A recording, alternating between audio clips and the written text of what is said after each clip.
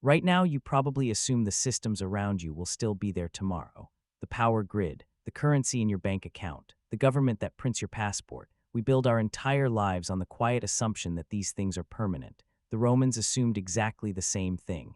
For nearly 1,000 years, Rome wasn't just powerful, it was the water you swam in. It built roads that are still standing 2,000 years later. It moved fresh water across entire mountain ranges through aqueducts using nothing but gravity and stone. At its peak, 1 in 4 human beings on Earth lived under Roman law. To a citizen born in the year 200, the idea that Rome could ever fall wasn't just unlikely, it was almost unthinkable, and yet it did fall, not in a single battle, not in a single year. It took nearly 3 centuries of decline, so slow that most people living through it never realized the empire around them was dying. So what actually happened, not the myth you've probably heard, that barbarians simply showed up one day and knocked it all down. The real story is that Rome didn't get conquered so much as it hollowed itself out from the inside, and the invasions simply walked through the gaps. Here's the first crack, and it starts with something as basic as money. For centuries, Roman coins were trusted because they were reliably made of silver. But running an empire is expensive. Armies need paying. Emperors wanted monuments. So instead of raising taxes and risking unrest, emperor after emperor did something quieter. They shaved down how much actual silver went into every coin. Under Emperor Nero, coins were still around 90% silver. By the middle of the 3rd century, that number had collapsed to less than 5%. The coins looked the same. They were worth almost nothing. People noticed. Merchants began raising prices just to protect themselves because the money they were paid today might buy less tomorrow. Historians estimate that prices in the Roman Empire rose by over 1,000% within a single century. Soldiers, paid in this increasingly worthless currency, grew resentful. Farmers stopped bringing goods to market because trading in near-worthless coin barely made sense. An empire that once ran on trade and taxation was slowly turning back into a patchwork of people just trying to survive locally. The financial nervous system of Rome was quietly dying, decades before a single invading army crossed its borders. Out in the countryside, the effect was even more direct. Facing crushing taxes that governments kept raising just to compensate for the worthless coinage, many small farmers simply abandoned their land and fled. Some joined roaming bands known as the Bagaudae, essentially armed peasant rebels operating outside imperial control, in the heart of what was supposed to be Roman territory. When a government's own citizens start opting out of the system entirely, that's rarely a sign of strength. The second crack came from an uncomfortable question: who actually fights for Rome? In the early Republic, Roman soldiers were Roman citizens, farmers and craftsmen who took up arms because it was their home being defended. But by the later empire, the legions had changed almost completely. Facing constant border pressure and a shrinking pool of willing citizen recruits, Rome increasingly filled its armies with foreign mercenaries, many of them from the very Germanic tribes Rome was supposedly fighting against. This wasn't a small shift. By the 4th century, entire legions were made up largely of Gothic and Germanic soldiers, known as foederati, commanded in some cases by Germanic generals. These men were skilled fighters, but their loyalty was to their pay and their commanders, not to some abstract idea of Roman civilization. When paychecks became unreliable, thanks to that same collapsing currency, their loyalty became negotiable too. Rome had essentially handed the keys to its own defense to the same populations it once considered outsiders, and then struggled to keep paying the rent. It wasn't hopeless every single decade.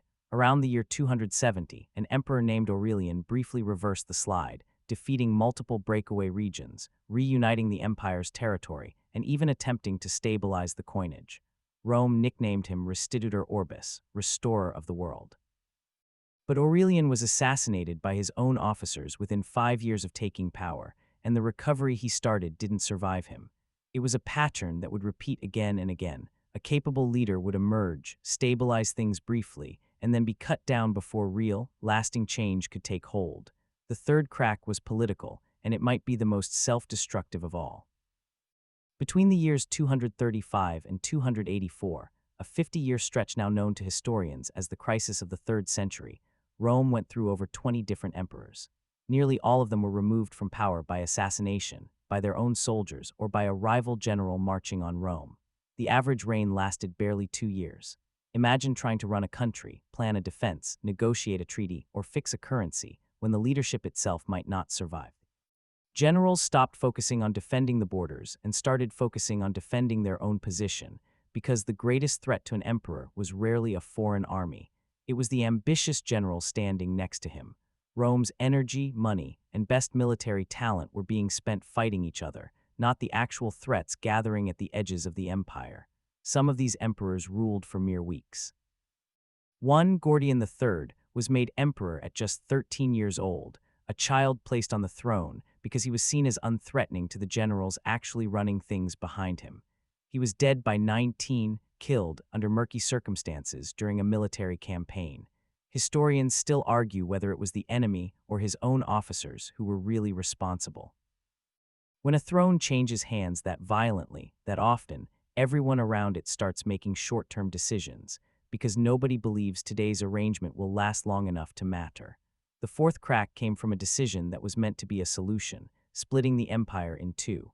By the year 285, Rome had grown so large that no single person could realistically govern or defend it fast enough. So Emperor Diocletian divided it, an eastern half centered on the wealthy city of Constantinople, and a western half still centered on Rome. On paper, this made administration easier. In practice, it meant the two halves increasingly looked out for themselves. Over the following century, the wealthier Eastern Empire consistently prioritized its own defense and its own treasury over sending meaningful help west. When the Western Empire faced its most desperate hours, requests for reinforcements from the East were slow, small, or simply ignored. The empire that once acted as one unified system had split into two governments with two sets of interests, and the weaker, poorer Western half was left increasingly alone to face the growing pressure on its borders. Perhaps no single story captures this self-destruction better than that of Stilicho, the West's last truly capable military commander, himself the son of a Vandal father, in one of history's sharper ironies. For years, Stilicho held the crumbling western frontier together almost single-handedly, but he made political enemies at the imperial court, who accused him of secretly plotting with the very tribes he'd spent his career fighting. In the year 408, on the order of his own emperor, Honorius, Stilicho was arrested and executed. 2 years later, Rome was sacked for the first time in 8 centuries. The West had just killed the one man best equipped to prevent it, and that pressure was building fast. This is the fifth and final crack, the one most people picture when they think of Rome's fall, the migrations. In the year 376, a massive population of Gothic people arrived at the Roman border, not as an invading army, but as refugees, fleeing a terrifying new force sweeping in from the east, the Huns. Rome allowed them to cross into imperial territory, but corrupt local officials treated the desperate refugees so badly, overcharging them for food. Some accounts even describe selling them dog meat, that the Goths eventually rose up in rebellion. In the year 378, at the Battle of Adrianople, this Gothic uprising did something almost unthinkable. They defeated a Roman army in the field, killing the Eastern Roman Emperor Valens himself.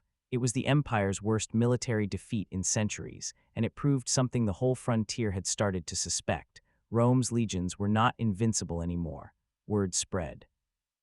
Over the next several decades, wave after wave of migrating and invading peoples, Goths, Vandals, and others, pushed into Roman territory, and this time they found an empire that could barely stop them.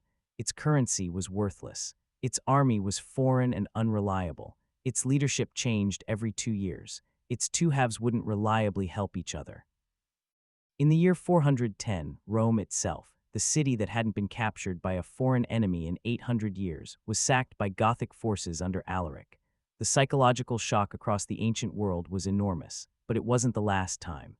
In the year 455, Vandal forces sacked Rome a second time, this one so thorough and destructive that the word vandalism, still used today, comes directly from their name. The city that once ruled a quarter of humanity was now being looted twice within 2 lifetimes, and no one was left who could stop it. Finally, in the year 476, a Germanic commander named Odoacer removed the last Western Roman emperor, a teenager named Romulus Augustulus, and simply didn't appoint a replacement. There was no final battle for the ages. The Western Roman Empire didn't die with a bang. It simply stopped being propped up because there was nothing left holding it together. So when people ask why Rome fell, the honest answer is that no single cause did it. A currency that quietly became worthless, an army that no longer felt Roman, a government that assassinated its way through 20 emperors in 50 years, an empire that split in two and stopped truly supporting each other. And finally, waves of migration that any healthy empire probably could have absorbed, but this one couldn't because it had already been hollowed out for over a century. Each crack alone might have healed. All five together made collapse just a matter of time. And maybe that's the part of this story that should actually make you uneasy. Nobody in Rome woke up one morning and decided to destroy the empire. It happened through 1,000 small decisions, each one reasonable in the moment. Shave a little silver off the coin, hire a few more foreign soldiers, remove one more difficult general, delay sending help west just this once. No single choice looked like collapse, but history rarely announces itself while it's happening. It just quietly adds up, coin by coin, decision by decision, until one day the thing everyone assumed was permanent simply isn't there anymore. Remember that power grid, that currency, that passport you assumed would always be there. None of them are guaranteed either. Rome didn't fall because it was weak. It fell because the small cracks in a strong system were left unaddressed for 300 years, until there was nothing underneath left to hold the weight. The systems around you feel just as permanent as Rome's roads once did. History suggests that's exactly the moment worth paying the closest attention.